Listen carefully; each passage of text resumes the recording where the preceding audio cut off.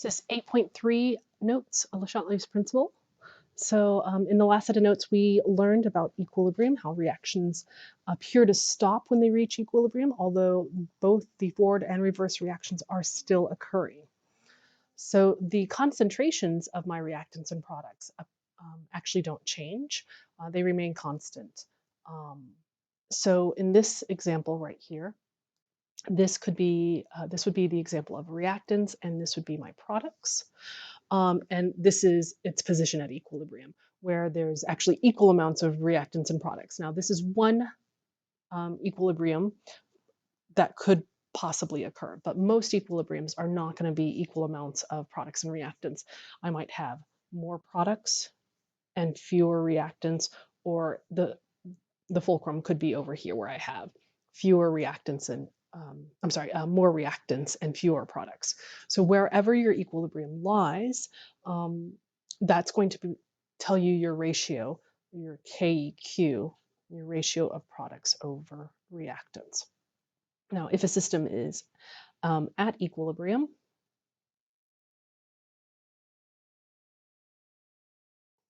and then it's subjected to a stress, the reaction will shift in the direction that relieves this stress. So it might need to go in the forward direction or in the reverse direction. This will cause a change in both the reactants and products, the concentrations of those, until the equilibrium is reestablished. So the stresses that can occur that will change your equilibrium. The first is concentration. Temperature will also stress the system. And finally, pressure, if there are gases involved. We are only going to focus on concentration as a stressor. Now, so a stress would be concentration, and then a shift is what happens to the reaction. Does it increase the forward reaction, turning more reactants into products, or does it increase the reverse reaction, turning products into reactants? So a shift is an increase in the rate of either the forward or reverse to get us back to equilibrium. All right. So again, we're just going to be looking at concentration as a stressor. At equilibrium, a reactant or product can be added or removed to change the concentration.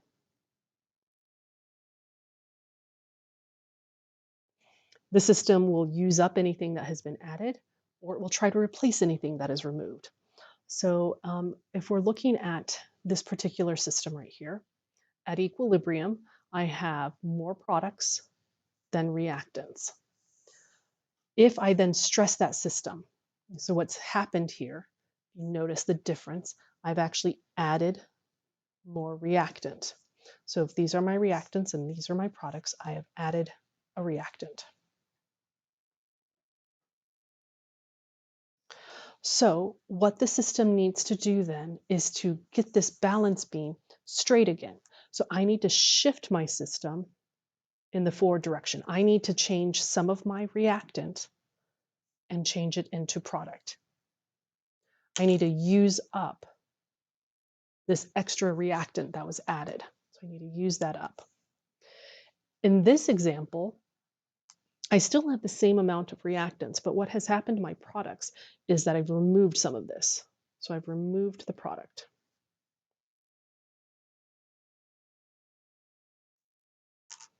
And so again, my balance beam is not level, and so my reaction will also go from the reactant to the product. I will have a forward shift in order to make more product, to fill that hole I created when I took away product.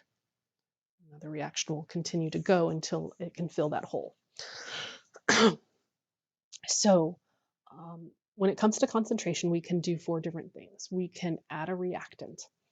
So that is the stress. So these are the stresses that can occur. So let's say I add nitrogen. Then my reaction is going to shift. And when I add something, it's going to shift in order to use it up. So if I add a reactant, I'm going to shift so my forward reaction is actually faster now.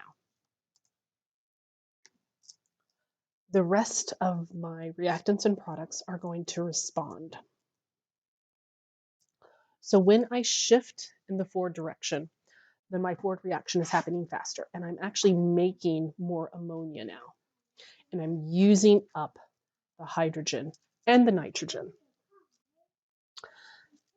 In this next stress, what's happening is I'm removing reactant. So my nitrogen is decreasing, and in response, my reaction is going to fill. Yeah, that is loud. My reaction is going to fill that hole by shifting in the reverse. My reverse reaction is going to become faster. And so in response, I'm going to change my ammonia, so that will decrease, and I'm going to change it into my reactants, which will then increase.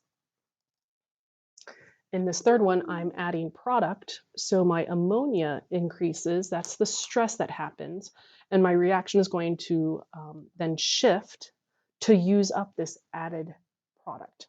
And so to use it up, it's going to turn it into reactants. So my shift is going to be in the reverse direction. And so because my reverse reaction is faster now, I'm actually going to make more reactants in order to use up that added product. The last stress that we'll see with concentration is if I remove product. So again, I'm kind of creating a hole, and so my reaction is going to shift to fill up that hole, to make more of that. So I need to make more ammonia, and the way I'm going to do that is by using up my reactants. So my reactants, both of these, will decrease in order to fill that hole. So example problem number one, again, we're just looking at this reaction, and we're going to see how things are going to shift. So first, I'm going to add my stressor. So the first one says to add H2O. So if I add H2O, my reaction is going to shift in order to use it up. So it's going to shift in the reverse direction.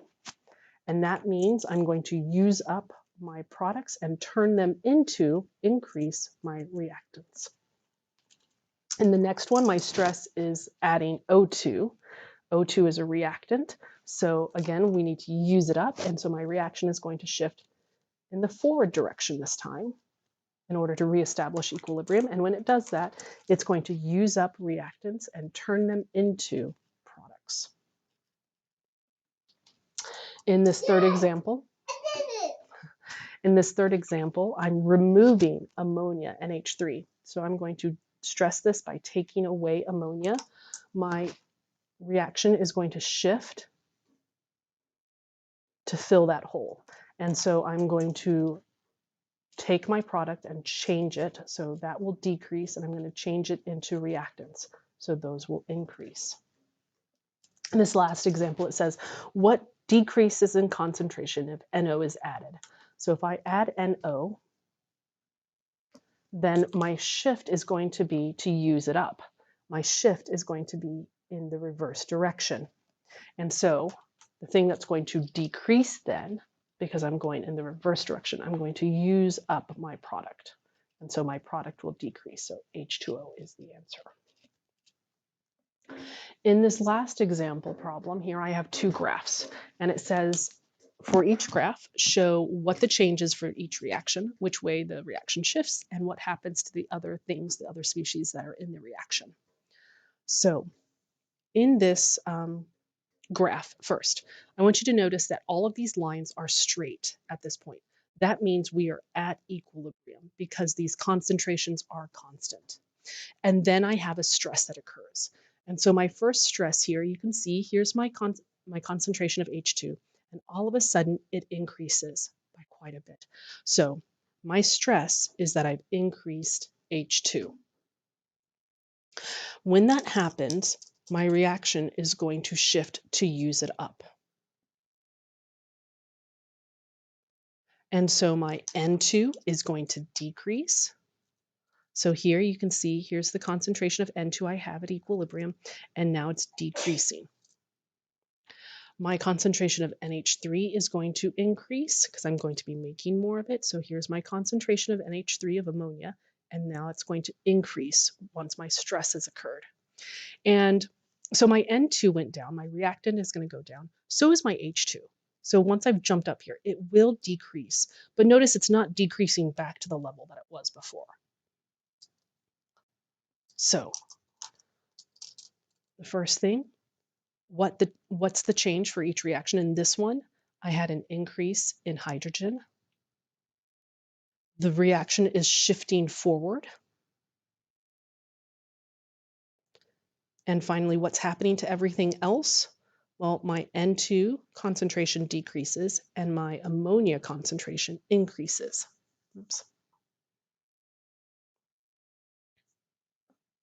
All right. In the second graph, again, we are at equilibrium because my lines are straight. And notice on this first graph, it will continue to go until again, I reach equilibrium and my concentrations are constant. Notice the concentrations are not the same as what I had before, but the ratio will still be the same. My KQ will be the same before and after. And the second one, I'm at equilibrium until a stress happens. And this stress is that I have H2 here and I have a sudden drop in it. So I am decreasing the amount of H2. Now, in response, my reaction is going to shift backwards this time to make more H2. And so my H2 will go up. My N2, it's kind of hard to see, is right here, and it too will go up. And my NH3, my ammonia, is going to decrease. So my ammonia decreases, my N2 increases from the graphs. And so again, my stress on this one is I have a decrease in H2. I remove a reactant that is going to shift me backwards, shifts backwards, or my reverse reaction becomes faster. And my N2 increases and my ammonia decreases.